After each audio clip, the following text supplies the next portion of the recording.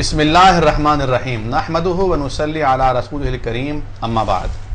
ناظرین کرام، روز Swiss truth universal RSTU کے پروگرام میں آپ کو خوش آمدید. آپ کا میزبان ڈاکٹر عامر عبداللہ محمدی پچھلے پروگرام کی غیر حاضری کے بعد حاضر خدمت ہے.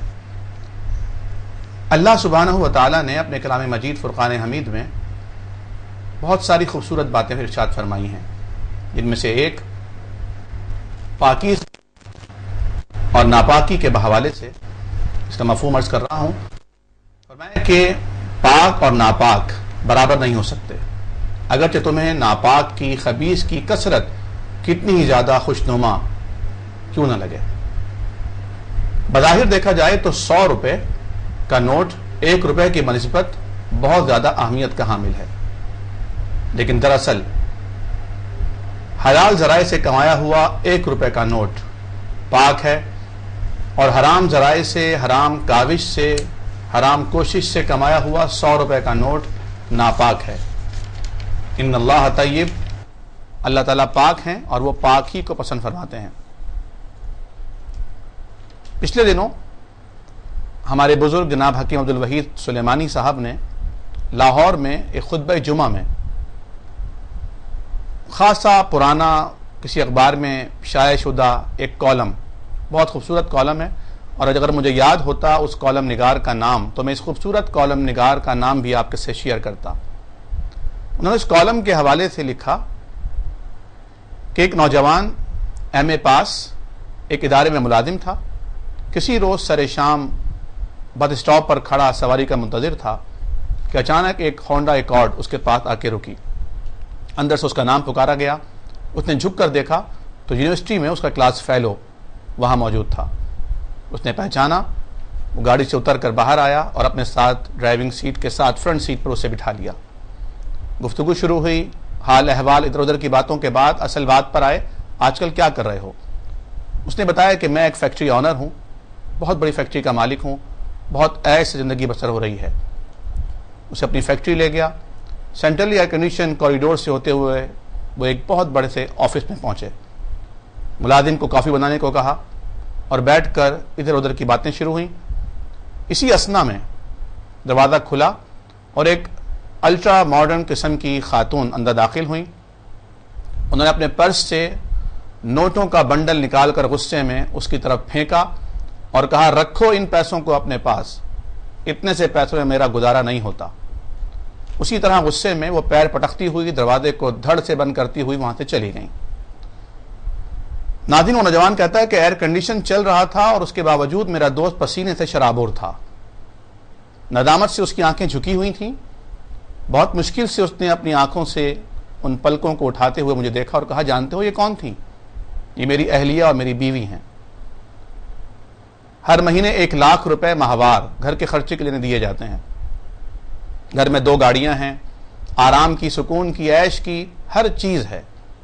لیکن تم نے دیکھا اس نے یہ خیال بھی نہ کیا کہ میرے پاس کوئی بیٹھا ہوا ہے اور کس طرح مجھے تمہاری نگاہوں میں گرا دیا ہے.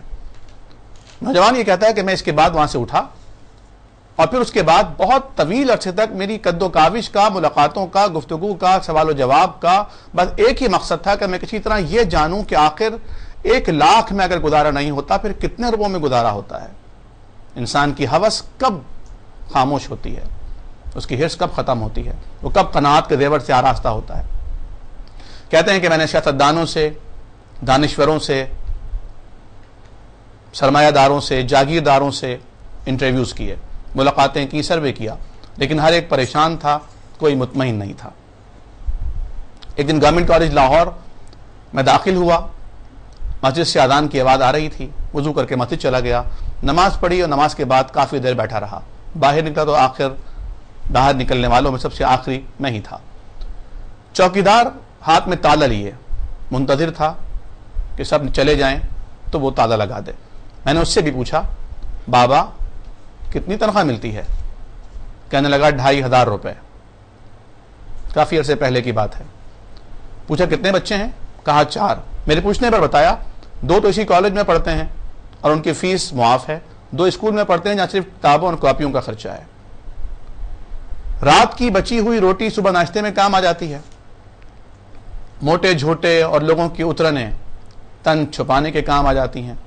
اگر کبھی بیماری ہو ہی جائے تو سونف، بڑی الائچی، پودینہ، دارچینی، اس کا قہوہ بنا کر جوش دے کر پی لیتے ہیں، اللہ شفا دیتا ہے. میں نے پوچھا بابا اتنے عرصے میں کب سے ملازمت کرو؟ کہا 25 سال سے. کہا اتنے عرصے میں کبھی کسی کے آگے ہاتھ پھیلایا ہے؟ نے کہا نہیں، اللہ تعالیٰ کا بڑا کرم ہے، بڑے عیش سے گزارا ہو رہا ہے، الحمدللہ کبھی کسی کے سامنے ہاتھ نہیں پھیلایا. ناظرین یہ حقیقت ہے، عطر کا ایک قطرہ منوں ٹنوں گندگی کے ڈھیر سے زیادہ قیمتی ہوتا ہے. اور اگر گندے پانی سے ایک لبالب بھرا ہوا تالاب بھی ہو تو بھی صاف ستھرے پانی کا ایک گھونٹ بہرحال قیمتی ہوتا ہے. آج ہماری گفتگو کا یہ بھی موضوع ہے. میں اپنے معزز مہمانوں کا تعارف کراتا چلوں. حد سابق انشاءاللہ حد معمول اہم ترین اسلامی اسکالر، محقق، دانشور، نقاد، RSTU کے بانی جناب الیاس ستار صاحب. السلام علیکم انکل. ہمارے دوسرے مہمان جن کا تعلق آزاد کشمیر سے ہے، محترم مفتی یاسر خواجہ صاحب. السلام علیکم مفتی صاحب. اور اسی طرح ہمارے معزز مہمان بائبل کے استاذ، سابق پاسٹر جناب محمد عبداللہ شیخ صاحب. السلام علیکم شیخ صاحب. ناظرین جیسا کہ میں نے عرض کیا، یہ دنیا قرآن کریم کی زبان میں بھی وَمَا الْحَيَاةُ الدُّنْيَا إِلَّا مَتَاعُ الْغُرُورِ ایک دھوکے کا سامان ہے. یہ دھوکہ انسان کو کتنا دھوکہ دیتا ہے، کہاں کہاں تک انسان کو لے جاتا ہے، اس موضوع پر جناب الیاس ستار صاحب آج ایک بہت فکر انگیز گفتگو کر رہے ہیں، بہت خوبصورت مثالوں کے ساتھ. آئیے ان سے اس گفتگو کو شیئر کرتے ہیں. جناب الیاس ستار صاحب. اعوذ باللہ من الشیطان الرجیم، بسم اللہ الرحمن الرحیم، نحمدہ و نصلی علی رسولہ الکریم، انشاءاللہ ماشاءاللہ سبحان اللہ. آج کا موضوع ایسے اسٹارٹ کرتا ہوں کہ ڈان اخبار میں 28 نومبر کا خبر ہے کہ 2 دن پہلے یعنی جمعہ کے دن 26 نومبر کو ایک بہت بڑا پارٹی تھا ایک نئے گھر میں. نئے گھر کا خوشی میں جو ہاؤس وارمنگ پارٹی دیتے وہ تھا. یہ تھا ممبئی میں، بامبے جس کو ممبئی بولتے ہیں. تو ادھر میں یہ جو گھر تھا یہ دنیا کا سب سے ایکسپینسو، دنیا کا سب سے ایکسپینسو پرائیویٹ ہوم ہے، اور اس کا نام رکھا گیا Taj Mahal of the 21st century. اوہو. اور اس ہاؤس وارمنگ پارٹی میں بڑے بڑے لوگ آئے تھے. اس کا جو مالک ہے مکیش امبانی، یہ ریلائنس انڈسٹریز ایک پیٹرو کیمیکل جائنٹ فرم ہے، اس کا مالک ہے، مین آدمی ہے، اور بھی بہت سارے کام ہیں. اس 27 منزلہ بلڈنگ کو اس میں 600 ملازم کام کریں گے، اور رہے گا امبانی صاحب خود، ان کی بیوی، 3 بچے اور ان کی ماں. اچھا، میں سمجھتا بہت بڑا خاندان ہوگا، پورے خاندان کو اکٹھا رکھیں گے. وہ اسٹاف کا خاندان، اسٹاف ہے نا جی، سرونٹ کوارٹرز وغیرہ. ہاں وہ بھی ہوگا. رہنے والے 6 ہیں اور ملازم 600. تو اس میں $1 بلین کا یہ خرچہ ہوا اس بنانے میں. یعنی پاکستانی حساب سے آپ لے لو تو کچھ 100 کروڑ ڈالر، کچھ 8,500 کروڑ روپیہ ہو جاتا ہے پاکستان. 8,500 کروڑ روپے پاکستانی حساب سے بہت بڑا اماؤنٹ ہے. کتنے کمرے بتائے تھے آپ نے؟ کمرہ میں نے نہیں بتایا تھا، آپ سوچ رہے تھے کہ آپ کے لیے بھی کوئی کمرہ ہے یا نہیں ہے. میں سوچ رہا تھا کتنے کمرے ہوں گے. 600 ملازم، کمرہ نہیں، بلڈنگ 27 منزلہ ہے. 27 منزلہ جی، 27 منزلہ. کمرے بہت ہوں گے، منزلیں ہی 27 ہیں. اور اس کا 6 منزل جو ہے نا وہ تو پارکنگ کے لیے، اوہو، صرف گاڑیوں کا پارکنگ کے لیے 6 منزل ہے، اور 174 میٹر اونچائی ہے بلڈنگ کا. اور سب سے ایکسپینسو گھر میں نے بتایا دنیا کا. بالکل.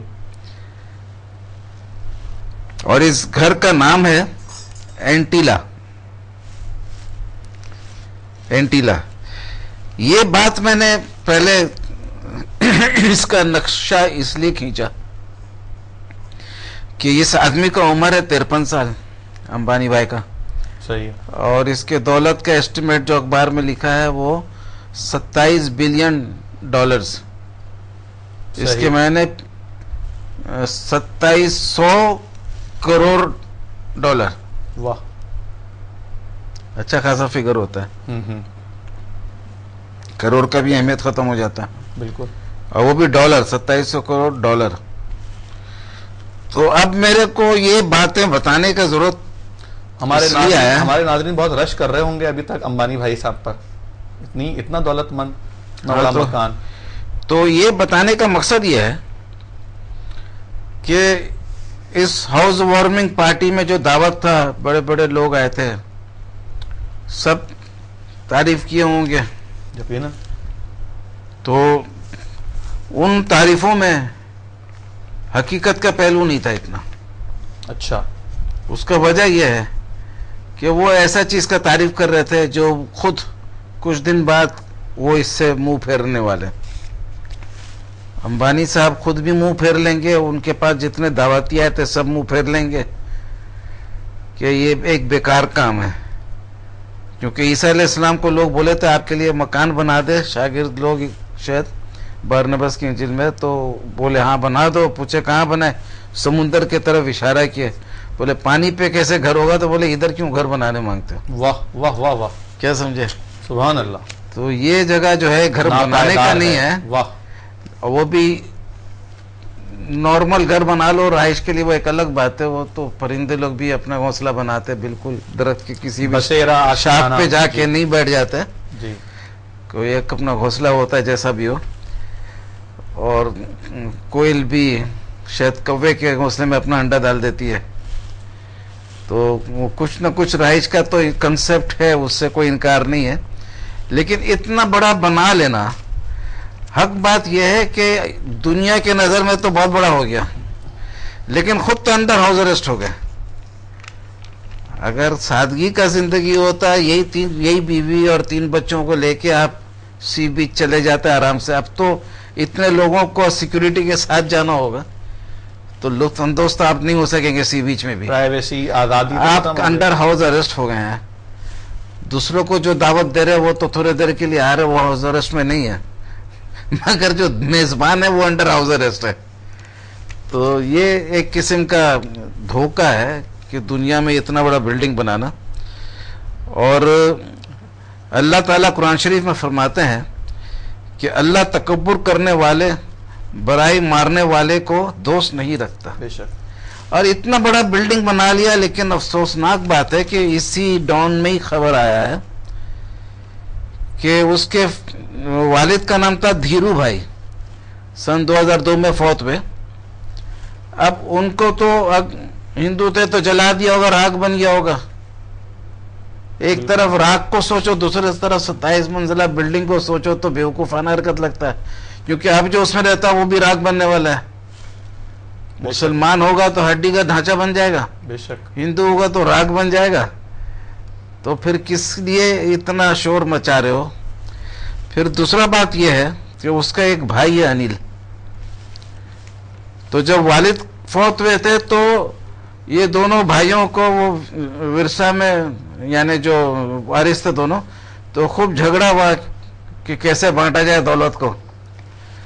اور حال ہی میں اناؤنس کیا کہ بھئی چلو وہ مسئلہ ختم ہو گیا. لیکن دونوں اکٹھے نظر نہیں آتے. اور جس دن یہ گھر میں دعوت ہو رہا تھا، ہاؤس وارمنگ پارٹی بڑا بھائی کر رہا تھا، اسی دن 14 منزلہ گھر ہے جس میں سب پہلے رہتے تھے.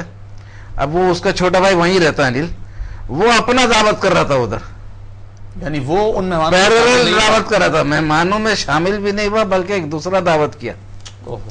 تو ایسے دولت سے کیا فائدہ ہوا؟ وہ 27 منزلوں کو 2 سے ڈیوائڈ کر دو، سارے 13، تو اس کا بھی گھر 14 منزل کا ہے. 13.5 یعنی اس کو راؤنڈ فگر 14 ہی کر دو. تو ایسے دولت سے کیا فائدہ کہ ایک ہی ماں کے پیٹ سے نکلے ہوئے 2 بھائی، ایک 14 منزل میں، ایک 27 منزل میں، دوسروں کو دعوت دے رہا ہے، ایک دوسرے کو دعوت نہیں دے رہا ہے. پیسے نے دور کر دیا. پیسے نے دوسروں کو قریب کیا، اپنوں کو دور کر دیا. واہ. جو دور کے لوگ تو ان کو تو قریب لے آیا رات گزارنے کو. Housewarming party of a cold hearted man. دل ٹھنڈا ہر گھر گرم. یہی ہو گیا نا. دو بھائیوں میں ملنا جلنا بند. توبہ. ایک دوسرے سے کمپٹیشن کر رہے دعوت میں, دوسروں کو بلا رہے قریب کرو, اور اب جو قریب ان کو دور کر دیا. بڑی خوبصورت بات کی آپ نے. تو اب میں نے یہ بتایا تھا کہ ایک چیز اچھا ہے کہ اوپر میں پرسنل لائبریری بھی رکھا ہے, نیچے ٹیمپل رکھا ہے, اوپر میں لائبریری رکھا ہے. لیکن میرا مشورہ ہے جیسا دنیا میں گھر بنانے کا اتنا اچھا بلڈنگ بنایا, خود تو پریشان رہتا ہے آدمی اس کے اندر ہاؤس ارسٹ میں, لیکن باہر والوں کے لیے تو نظارہ اچھا ہوتا ہے. جیسے ایک آدمی گھر میں باغیچہ بناتا ہے, خود تو محنت کرتا ہے, لیکن جو گزرنے والا اتنی خوشبو سنتا ہے جتنا وہ سنتا ہے, بلکہ اس سے زیادہ. وہ 24 گھنٹہ وہیں رہتا تو وہ خوشبو اس کے لیے ختم ہو جاتی ہے. بالکل. جو گزرنے والا وہ اس کو زیادہ تازگی کے ساتھ وہ خوشبو آتا ہے. تو یہ بھی اپنا بلڈنگ اندر میں رہے گا, خوبصورت تو باہر سے بھی لگ رہا ہے, باہر والے دیکھتے رہیں گے. اب ایک اور پوائنٹ یہ تھا کہ پرسنل لائبریری رکھا ہے اوپر. اس کے میں نے ماشاءاللہ پڑھائی لکھائی کا شوق ہے, تو میرا اس کو ایک مشورہ یہ ہے کہ جہاں دنیا میں محل بنا لیے, اب آخرت میں محل بنانے کا بھی سوچو. سبحان اللہ, سبحان اللہ, ہے نا. بہت خوب. کیونکہ 27 منزل کے چھت سے جتنے روشنی کے درمیان سے آسمان کو دیکھو گے, اس سے زیادہ ایک معمولی کھیت سے دیکھو گے تو تارے زیادہ نظر آئیں گے. واہ. آسمان میں تارا, نیچے اندھیرا ہو تو اور زیادہ نظر آتا ہے, تو کھیت سے زیادہ نظر آئے گا. تو مرنے کے بعد والی زندگی کے بارے میں ذرا سوچ فکر کرو. اگر تم مطمئن ہو کہ ہندو مذہب صحیح ہے تو مسلمانوں کو ہندو بنانے کے لیے تبلیغ کرو. ٹھیک ہے. ہاں, مٹھائی وٹھائی کھلا کے تبلیغ کرو. ٹھیک ہے. اور اگر نہیں کرتے ہو تو ہم RSTU کے ذریعے تم کو مٹھائی کھلا کے تم کو تبلیغ کرنے کے لیے آنے مانگتے کہ اسلام کو سمجھو. سبحان اللہ. سمجھے نا. کیونکہ میرا یہ بھی مشن ہے کہ میزائل دشمن نہیں ہوتا ہے, میزائل کے پیچھے والا بندہ دشمن ہوتا ہے. سبحان اللہ. تو اس کو دوستی کر لو. یہ طریقہ ہے کہ یا تو ہندو کرسچن بن جاؤ یا اس کو مسلمان بنا لو, جو زیادہ افضل بات ہے, تو دوستی ہو جائے گا. تو ہم تو اسلام کے مشن کو لے کے آگے بڑھنے والے ہیں انشاءاللہ, بلکہ آلریڈی بڑھے ہوئے. اور یہی ہے کہ جو حق بات ہے اس کو آگے تک پہنچائے تاکہ لوگ جو ہے اسلام قبول کرنے میں آسانی ہو. یہ بڑا لنک اپ کیا آپ نے کہ لائبریری ہے آپ کے گھر میں, قرآن کریم ہونا چاہیے, نہیں ہے تو پھر ہم آپ کو گفٹ کے طور پہ بھیج سکتے ہیں. آپ قرآن پڑھیے. اور قرآن کریم میں جو فرعون کی بیوی بی بی آسیہ علیہ السلام کا جو تذکر آتا ہے کہ انہوں نے دعا کی تھی اللہ تعالیٰ سے, رب ابن لی بیتن عندک فی الجنہ, اپنے قریب, کہ اللہ اپنے پڑوس میں مجھے ایک گھر عطا فرما دیجیے. تو یہاں بڑے سے بڑا گھر بھی ہو اور وہاں اگر گھر نہ ہو, خدا نخواستہ اچھا گھر نہ ہو, تو کیا فائدہ ہے. پھر تو یہ ہو جائے گا نا. قرآن کا ایک دوسرا آیت ہے, little let them laugh much they shall weep. تھوڑا سا ہنس لینے تو بہت روئیں گے. تو اس رونے سے بچنے کا طریقہ یہی ہے کہ تصدیق کرے کہ کون سا مذہب صحیح ہے. بغیر تصدیق کیے ہوئے اندھی تقلید کو آپ چھوڑ دیں. یہ اندھی تقلید کی وجہ سے دنیا میں سب لڑائی ہو رہا ہے. ایک شیعہ عالم نے کہا تھا مجھ سے کہ یہ علم کی کمی کی وجہ سے ہوتا ہے لڑائی. میں نے بولا کہ علم کی کمی نہیں, علم کی نفرت کی وجہ سے ہوتا ہے. تو یہ نفرت کو دور کر دو. کمی کو تو دور کر سکتے ہیں, لیکن نفرت کو دور کرنا بہت مشکل ہے. زبردست. جب پچھلے دنوں ناظرین گفتگو ہو رہی تھی اہل علم کے مابین, اور وہاں پہلے بھی عید الاضحیٰ سے قبل ایک خوبصورت ہم آپ کے سامنے پروگرام پیش کر چکے ہیں, جس میں محترم الیاس ستار صاحب نے اور محترم عبداللہ شیخ صاحب نے اپنے اپنے انداز میں یہ ثابت کیا تھا کہ حضرت ابراہیم علیہ السلام اپنے جس بیٹے کو قربانی کے لیے پیش کر رہے تھے وہ حضرت اسماعیل علیہ السلام تھے. الیاس ستار صاحب نے اکلوتے بیٹے کے حوالے سے بات کی تھی, اور اسی بات کو پھر عبداللہ شیخ صاحب نے آگے بڑھایا تھا, اور بائبل کے حوالوں سے بھی ذبیح اللہ ہونا بتا دیا تھا. وہ جس جگہ میں رہائش تھا, جس جگہ پہ رہائش تھی, خانہ کعبہ اور پورا ایریا جو تھا اس کو ڈسکس کیا تھا. تو پچھلے دنوں گفتگو ہو رہی تھی, بہت سے مسلمان بھی ایسے ہیں جو حضرت اسحاق علیہ السلام کو سمجھتے ہیں کہ وہ ذبیح اللہ تھے. تو الیاس ستار صاحب سے میں گزارش کروں گا کہ اس حوالے سے اپنی جو تازہ ترین ریسرچ ہے اس کو اس ریسرچ کے ساتھ ملا کر پیش فرمائیں. اور تازہ ترین بھی آج ہی کی تاریخ کا ہے. واہ. کل 1 پوائنٹ کل 1-2 روز پہلے ملا جی اور 1 پوائنٹ تو رات کو ہی ملا. جی تو بہت خوبصورت پوائنٹ ہے.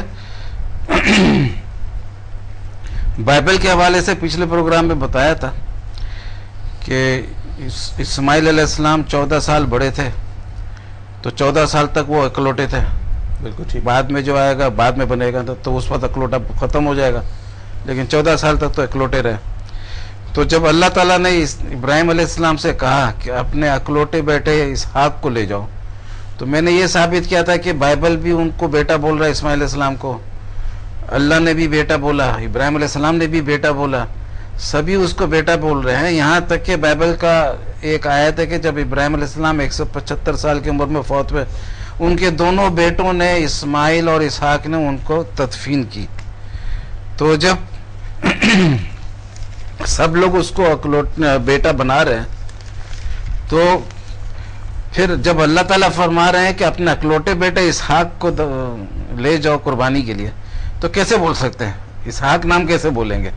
یہ یقیناً کسی نے جوڑ دیا ہے, کیونکہ جب موت تک ہے, پیدائش سے موت تک ہے موجود, بالکل, تو پھر وہ اکلوٹا کے ساتھ میں اسحاق آ ہی نہیں سکتا ہے.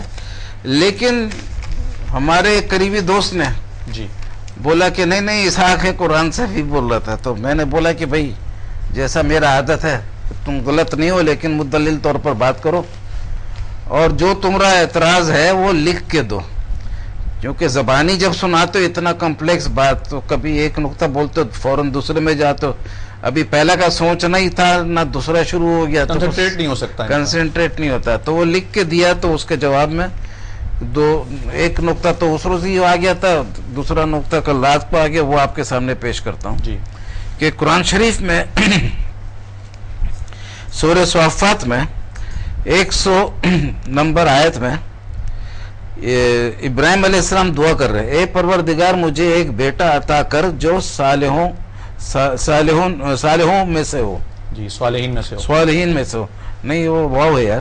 اچھا بہرحال اس دعا کے جواب میں اللہ فرماتے ہیں ہم نے اس کو ایک حلیم لڑکے کی بشارت دی. بالکل ٹھیک ہے, یہ آیت نمبر 101 ہے. فبشرناہ بغلام حلیم. ہاں, تو ایک بشارت یہ ہو گیا. بالکل. پھر اس کے بعد اللہ تعالیٰ فرماتے ہیں کہ وہ لڑکا جب اس کے ساتھ دوڑ دھوپ کرنے کی عمر کو پہنچ گیا, تو ایک روز ابراہیم علیہ السلام نے اس سے کہا, بیٹا میں خواب میں دیکھتا ہوں کہ میں تجھے ذبح کر رہا ہوں, اب تو بتا تیرا کیا خیال ہے؟ اس نے کہا, ابا جان جو کچھ آپ کو حکم دیا جا رہا ہے اسے کر ڈالیے, آپ انشاءاللہ مجھے صابروں میں سے پائیں گے. جب ان دونوں نے سر تسلیم خم کر دیا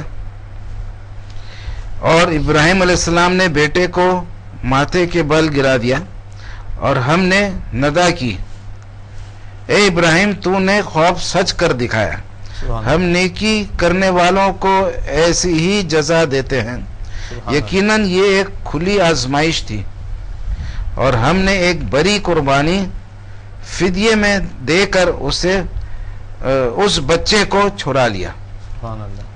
تو یہ اب یہ اس بچے کا جس کا دعا کیے تھے اللہ نے قبول کیا, اور اس کے بعد میں یہ کہانی چلا. اس کے بعد پھر 112 نمبر آیا تھا, ایک بیٹے کی بات ہو گئی ہے, ایک بیٹے کی بات ہو گئی. اب دوسرے بیٹے کا بات آ رہا ہے, ہاں دوسرے بیٹے کا آ رہا ہے, اور ہم نے اسے اسحاق کی بشارت دی. اب ادھر میں نام نہیں تھا, بالکل ٹھیک ہے, ایک حلیم بیٹے کا بشارت دیا گیا, اور ادھر میں اسحاق علیہ السلام کا نام لے کے بشارت دی. بالکل ٹھیک ہے, تو دو بشارت ساتھ ساتھ ہے. سبحان اللہ. اور حلیم 101 بالکل, اور 112 نمبر آیت. کیا بولے حلیم بردبار کو کہتے ہیں. باپ اپنے بیٹے کو ایک اشارہ دے رہا ہے, بیٹا فرما برداری کا مظاہرہ کر رہا ہے, اور اسماعیل نام کے مطلب بھی فرما بردار کے ہیں. اچھا, اس مطابقت سے بھی اسماعیل علیہ السلام یہ بھی اچھا پوائنٹ ہے. نکلتے ہیں. تو اب پوائنٹ یہ ہے کہ ادھر میں پہلے آیت میں نام نہیں ہے, دوسرے آیت میں نام ہے, اور دو مختلف بشارت ہے. بالکل. تو اتنا قریب جب دونوں بشارت ہے تو ایک آدمی کا نہیں ہوگا, یقیناً دو ہوگا. اور دو نام قرآن کے دوسرے آیت سے ثابت ہے کہ ابراہیم علیہ السلام فرما رہے ہیں کہ میرے کو بڑھاپے میں اسماعیل اور اسحاق سے نوازا. جی ہاں, اللہ کا شکر ادا کر رہے ہیں. شکر ادا کر رہے ہیں. تو اب یہ آیت میں جب اسحاق علیہ السلام کا نام آ گیا تو جو پہلا آیت ہے وہ لازمی بات ہے اسماعیل علیہ السلام ہو جائیں گے, بالکل, کیونکہ دو ہی تھے نا. ایک جگہ اسحاق علیہ السلام ثابت ہو گئے تو دوسری جگہ اسماعیل علیہ السلام ثابت ہو گئے. یقیناً. اب جب اسماعیل علیہ السلام اس آیت میں ثابت ہو گئے تو انہی کے بارے میں چل رہا ہے کہ ذبیح اللہ کا, بالکل, تو ذبیح اللہ بھی وہ ثابت ہو گئے. بہت شاندار. اب اس کے ساتھ ایک اور چھوٹا سا نقطہ ہے, وہ یہ ہے کہ اسماعیل علیہ السلام کا بائبل میں, یعنی شروع کا جو حصہ بائبل کا تورات, اس کا پیدائش سب سے پہلا کتاب, اس میں بھی ہے کہ اسماعیل علیہ السلام کے لیے ابراہیم علیہ السلام نے دعا مانگا, کیونکہ اس وقت ان کا کوئی اولاد نہیں تھا, کوئی اولاد نہیں, تو انہوں نے دعا مانگا, اسماعیل علیہ السلام مل گئے. اور اسحاق علیہ السلام کا ویسی بشارت آیا جب وہ اللہ کے لشکر میں سے کچھ رسول آئے اور لوط علیہ السلام کا شہر برباد کرنے کے لیے جا رہے تھے, تو ادھر میں جب آئے ابراہیم علیہ السلام کے پاس, انہوں نے کھانا پیش کیا, نہیں کھایا, لیکن انہوں نے بشارت دی اسحاق علیہ السلام پیدا ہوگا. تو ابراہیم علیہ السلام تو بولے بڑھاپے میں کیسے ہوگا. بائبل میں تو یہاں تک آتا ہے کہ ابراہیم علیہ السلام نے کہا کہ اسماعیل تو ہے میرا بیٹا, تو پھر اسحاق کا کیا ضرورت ہے. صحیح. تو اب بات یہ ہے کہ اسماعیل علیہ السلام دعا کے ذریعے آئے, بائبل سے بھی ثابت اور قرآن سے بھی, اور اسحاق علیہ السلام بغیر دعا کیا ہے. صحیح. تو یعنی ادھر میں جو ایک الیاس تھا, ایک بیٹا تھا, جب اس بیٹے کو بھی اللہ کی خاطر قربان کرنے کا فیصلہ کر لیا تو اللہ تعالیٰ اور خوش ہوئے اور ایک اور بیٹے کی بشارت دے دی, اور وہ بیٹا عطا بھی فرما دیا. اسحاق علیہ السلام حاصل ہو گئے. اس کے کافی سالوں کے بعد ہوا, جی, کیونکہ اس کے تقریباً 90 سال کے تھے جب پہنچ گئے تھے, تقریباً 14 سال بعد, 14 سال بعد ان کی اہلیہ بھی کھڑی ہو کر جو ہے ہنس رہی تھیں. کیا یہ بشارت ہے. تو ابھی بات یہ ہے جی کہ وہ ایک دعا کے ذریعے ہوا, اور دوسرا بشارت, خوشخبری دیا گیا خالی, یعنی بغیر دعا کے. تو دعا والا تو جو تھے وہ اسماعیل علیہ السلام تھے, اور وہ دعا والے نبی کے ساتھ وہ ذبیح اللہ کا ذکر آ گیا. ٹھیک ہے. تو اس سے بھی ثابت ہو گیا کہ وہ ذبیح اللہ جو ہے اسماعیل علیہ السلام تھے, اور جو بغیر دعا کے آئے تھے اسحاق علیہ السلام, ان کے ساتھ ذبح ہونے کا کوئی تذکرہ نہیں آتا. بالکل صحیح ہے. تو اب ٹائم کم ہے, انشاءاللہ. بہترین, ماشاءاللہ.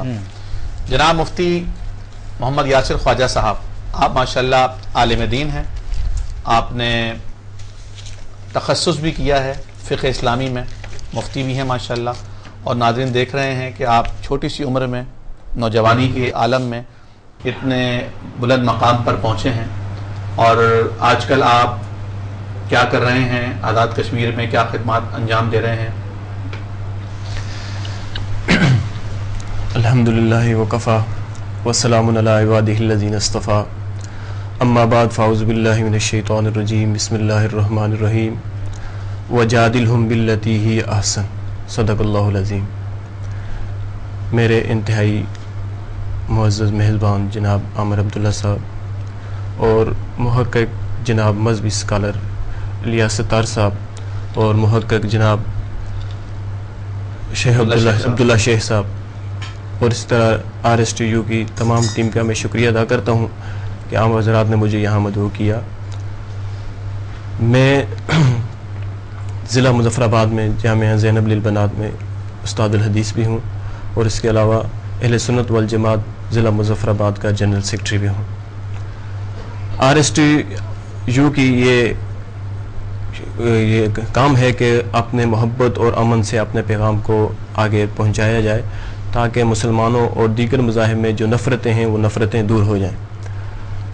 یہ جو محنت ہے, اور مسلمانوں کے درمیان بھی جو دوریاں ہیں وہ بھی ختم ہو جائیں, اور ایک ساتھ بیٹھ کر بات ہو جائے, اور ایک دوسرے کی بات کو سننے اور اس کو برداشت کرنے کے لیے اپنے اندر مادہ بھی پیدا ہو جائے. اور RSTU کی یہ محنت انشاءاللہ الحمدللہ پوری دنیا میں، یہ پورے پاکستان میں اور اس کے ساتھ آزاد کشمیر تک پہنچ چکی ہے. اس وقت بھی ہمارے کئی ناظرین جو اس پروگرام کو دیکھ رہے ہیں، اور ہر وقت بدھ کو، جمعرات کو اس پورے پروگرام کو ہمارے ناظرین بڑی توجہ کے ساتھ اور بڑی ایک جو اس کو کہتے ہیں اہمیت دے کر اس پروگرام کو دیکھتے ہیں. RS2 کا یہ جو پروگرام ہے، اس میں یہ ہے کہ آدمی اپنی کسی انا کو، کسی ذاتی مسئلے کو جب حق کی بات آئے تو اس کے بیچ میں نہ لائے. جس طرح حضرت یوسف علیہ السلام یعقوب علیہ السلام کے بیٹے ہیں، دوسرے بیٹوں سے حضرت یعقوب علیہ السلام ان سے بہت پیار کرتے ہیں، لیکن بیٹے دوسرے وہ اپنے اس بھائی کو نہیں برداشت کرتے، ان کو کنویں میں ڈال دیا، حتیٰ کہ وہ وہاں جیل میں گئے، پورا واقعہ گزرا. اور جب وہ اپنے اس منصب پہ آئے، رہائی کے بعد اپنی وزارت پہ آئے، بھائی آئے غلہ لینے کے لیے، پہلے پہچانا نہیں، پھر انہوں نے تعارف کروایا، رہائی کے بعد بھی آئے اور پھر پاک دامن ثابت بھی ہوئے. اور اس تمام واقعات کے بعد جب کات پڑا، بھائی غلہ لینے کے لیے آئے، غلہ لینے کے بعد جب انہوں نے تعارف کروایا تو انہوں نے یہ کہا کہ لا تثریب علیکم اليوم، یعنی انہوں نے اپنی انا، اس اپنے ذاتی مسئلے کو نہیں لایا. یہی اسلام کی شان ہے کہ اپنی ذاتی انا کو ختم کر دیتے ہیں.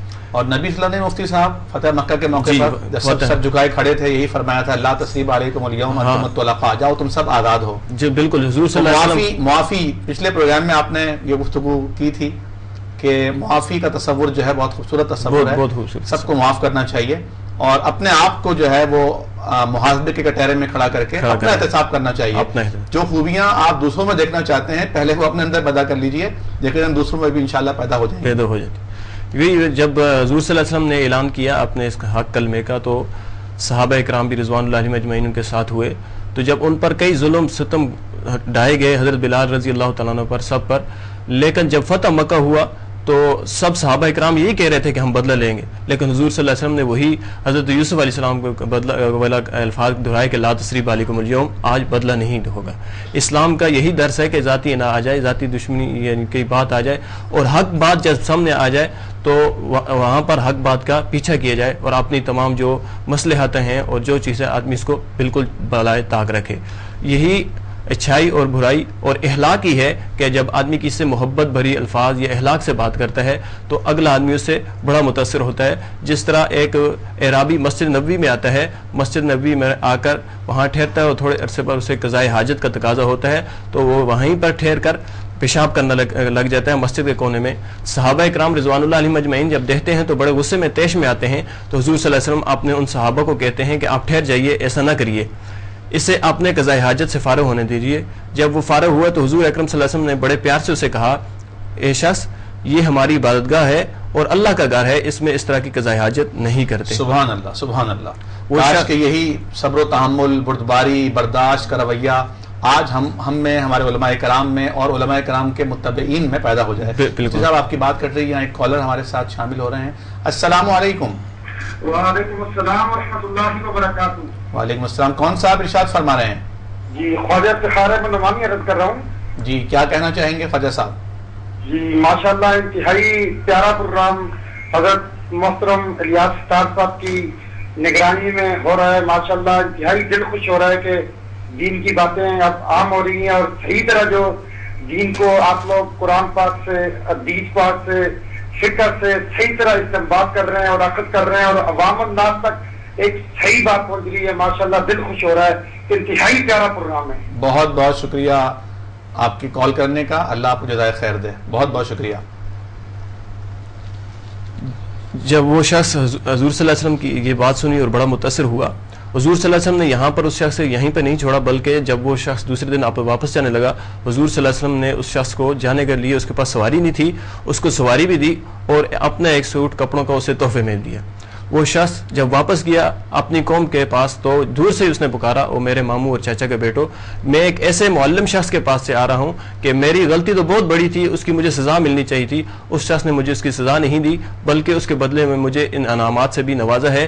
اس شخص کے انہوں نے جب اس شخص نے یہ اعلان کیا تو قبیلے والوں نے کہا کون ہے، تو وہ اس نے حضور صلی اللہ علیہ وسلم کا بتایا تو وہ پورا قبیلہ آیا. اس چھوٹے سے اخلاق کی وجہ سے 300 شخص اس وقت مسلمان ہو گئے. سبحان اللہ. یہ اسلام کا درس ہے اور RSTU کا بھی یہی موقف ہے کہ اپنا محبت بھرا، درد بھرا امن اور پیار کے ساتھ دوسرے لوگوں تک پہنچایا جائے تاکہ نفرتیں اور جو الفتیں اور جو دوریاں لوگوں میں ہیں وہ ختم ہو کر لوگ ایک ساتھ بیٹھنے اور اچھی بات کو سننے اور بری بات جو ہے برائیاں ختم کرنے اور امر بالمعروف اور نہی عن المنکر اسی طرح ہو سکتی ہے کہ زبردستی نہیں بلکہ محبت اور پیار سے ہی ہو سکتی ہے.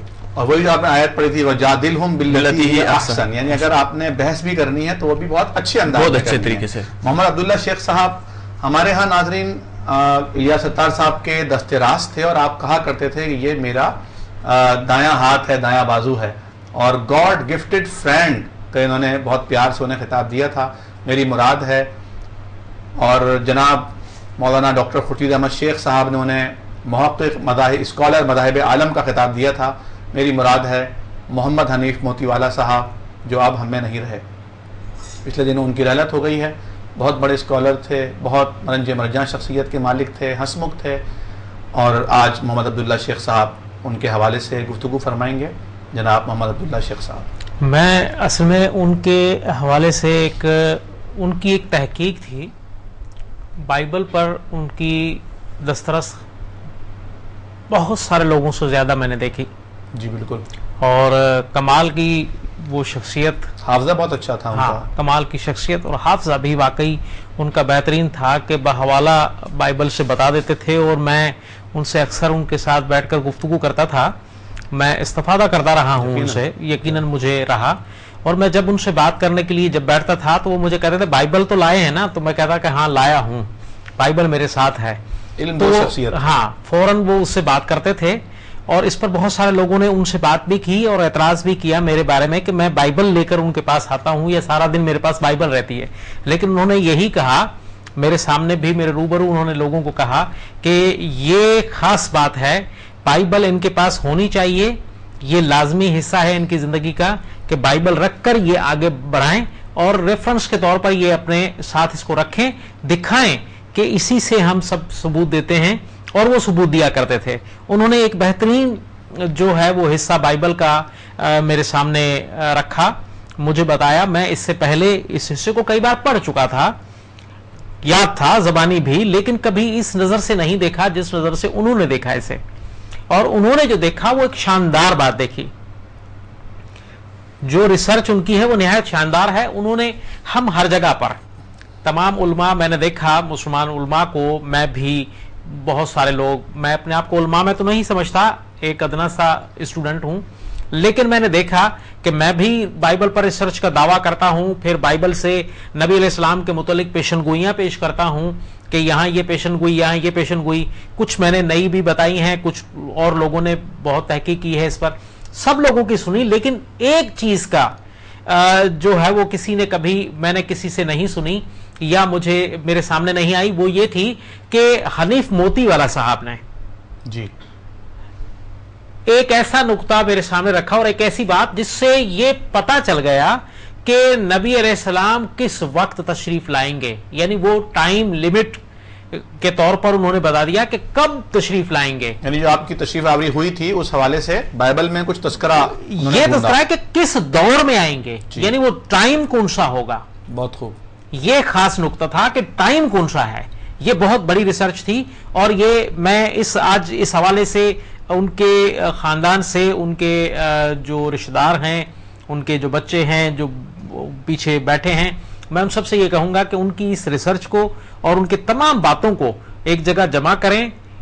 یہی ان کے لیے جو ہے وہ صدقہ جاریہ بن جائے گا. لوگ اسے تربیت حاصل کریں گے، لوگ اسے اسلام کے قریب آئیں گے اور حق کو قبول کریں گے. یہ ان کے لیے صدقہ جاریہ بنانے کے لیے اس تحقیق کو جمع کیا جانا چاہیے. ہاں یہ ایک حصہ میں پیش کرتا ہوں یہاں پر ان کی تحقیق کا ہی ہے. اعمال کی کتاب ہے اور اس کا 4واں باب ہے. اس میں بہت ہی خوبصورت بات آئی ہے. یہاں لکھا ہے 4واں باب اور اس کی 20ویں آیت سے، اور وہ اس مسیح کو جو تمہارے واسطے مقرر ہوا یعنی یسوع کو بھیجے، ضرور ہے کہ وہ آسمان میں اس وقت تک رہے. اب یہ بات چل رہی ہے حضرت عیسیٰ علیہ السلام کے متعلق، یعنی مسیح کے بارے میں. ضرور ہے کہ وہ اس وقت تک آسمان میں رہے جب تک کہ وہ سب چیزیں بحال نہ کی جائیں جن کا ذکر خدا نے اپنے پاک نبیوں کی زبانی کیا جو دنیا کے شروع سے ہوتے آئے ہیں. یعنی کس کو آسمان میں رہنا چاہیے؟ حضرت عیسیٰ علیہ السلام کے متعلق کہ ضرور ہے کہ وہ آسمان میں اس وقت تک رہے جب تک کہ وہ سب چیزیں بحال نہ کی جائیں. واہ. یعنی وہ چیزیں جن کا ذکر آگے اللہ تعالیٰ نے نبیوں کی معرفت کیا تھا، شریعت، ہاں ساری باتیں. اور آگے جو باتیں ہیں، جی آگے جو بات لکھی، چنانچہ موسیٰ نے کہا، یعنی اب بات کون سی پوری ہونی ضرور ہے. چنانچہ موسیٰ نے کہا کہ خداوند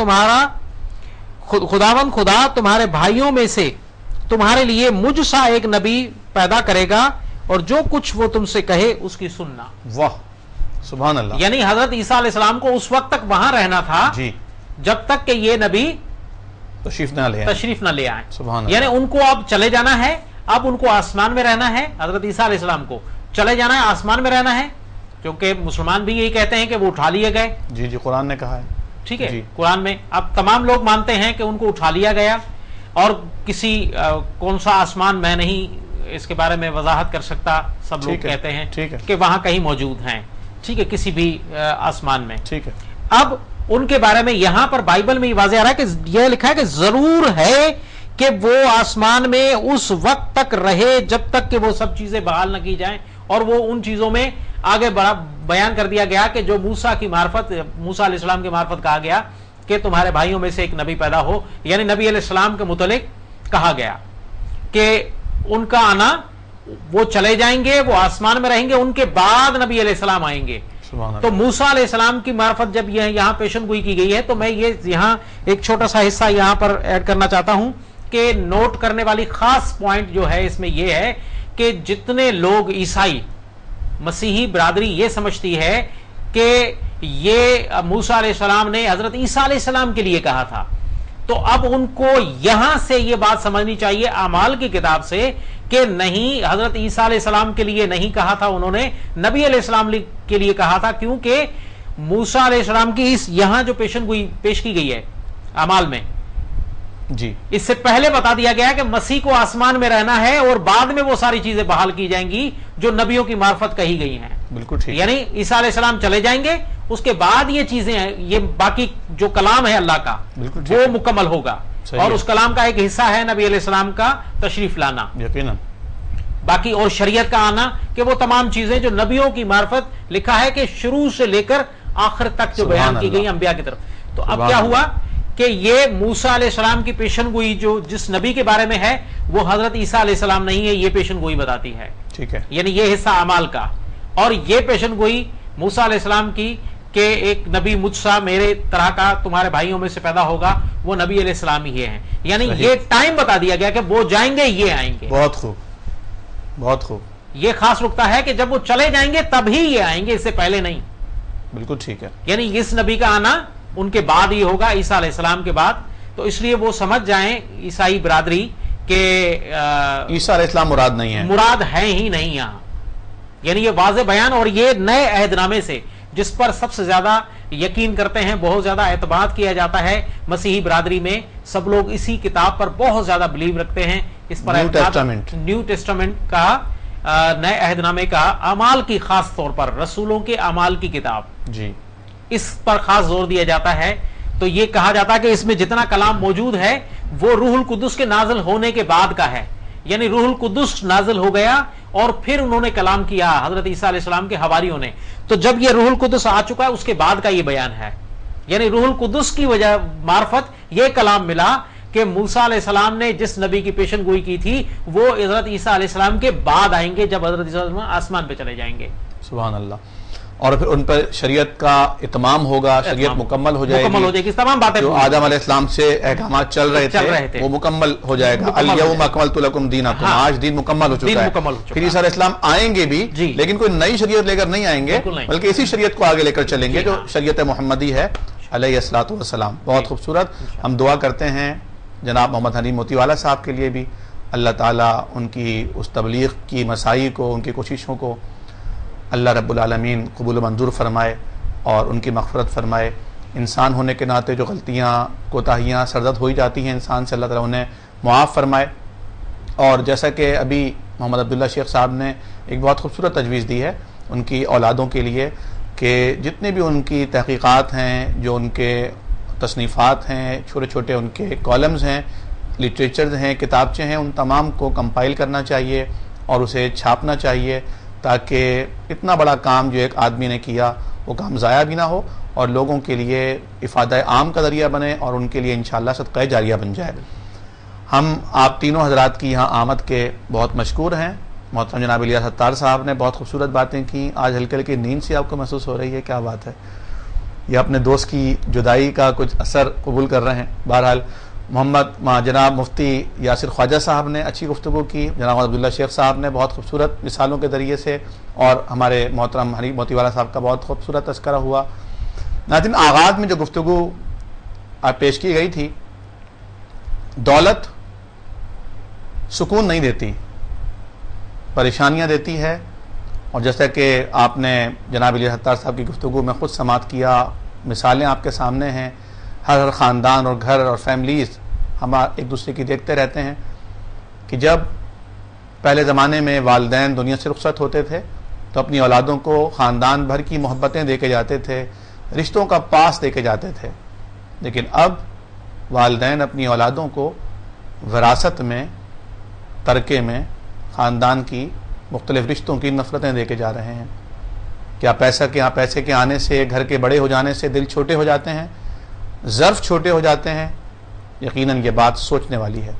اور جو پہلے ایک بات عرض کی گئی تھی کہ کبھی بھی پاک اور ناپاک برابر نہیں ہو سکتے، خواہ ناپاک کی کثرت ہمیں کتنی خوشنما کیوں نہ لگے۔ ناظرین، ہر شخص نے مرنے کے بعد اللہ تعالیٰ کو جواب دینا ہے، جو 5 سوال ہوں گے، اور حدیث میں آتا ہے کہ اس وقت تک انسان کے قدم وہاں سے ہل نہیں سکیں گے جب تک ان سوالوں کا جواب نہ دے دے۔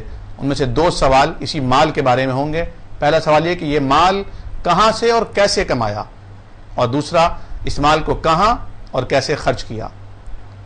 اور دوسری بات، دین کا مطالعہ کیجئے، پڑھیے قرآن، خود بھی غور و فکر سے پڑھیے، اپنے دوستوں کو، احباب کو، جاننے والوں کو بھی اور ان کو بھی جن کو آپ نہیں جانتے، اس تبلیغ کا حصہ بنائیے، آپ داعی بنیے، ساری دنیا آپ کی مدعو ہوگی۔ یقینی طور پر بہت اندھیرا ہے، چراغ علم جلانے کی ضرورت ہے۔ آواز سے آواز ایک طاقتور آواز بنے گی۔